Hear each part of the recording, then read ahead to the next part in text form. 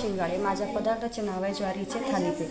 हे थोडेसे वेगळ्या पद्धतीने, त्यामध्ये गव्हाचं पीठ, ज्वारीचं पीठ आणि थोडासा रवा घातलेला आहे। त्यासोबत आहे खोबऱ्याची चटणी।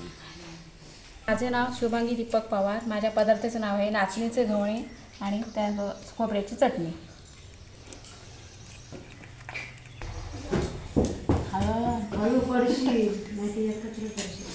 डवर। माझ्या पदार्थाचे नाव बाजरीचे धिरडे, बाजरीच्या पिठापासून बनवलेले आहे। माझं नाव अनिशा खाजनवडकर। मी गव्हाच्या पिठाची बर्फी बनवली आहे। सुजाता खाजनवडकर। मी आयत्या वेळेस हा पदार्थ केलेला आहे, घावणे आणि बटाट्याची भाजी। प्रसाद पवार। नमस्कार, माझं नाव अनिता प्रसाद पवार। मी गव्हाची खीर बनवली आहे।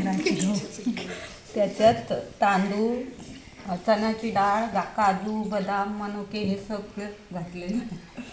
अनाथ शिंगाडे माझं नाव, आणि ते पोळी आणि चटणी बनवले। नाव अस्मिता पाटील। मी बनवलं इडली चटणी। इडली चटणीमध्ये तांदळाचे पीठ आणि उडदाची डाळ मिक्स करून बनवलेला आहे आणि हा आंबवून केलेला पदार्थ आहे, त्यामुळे त्याची पौष्टिकता वाढलेली आहे।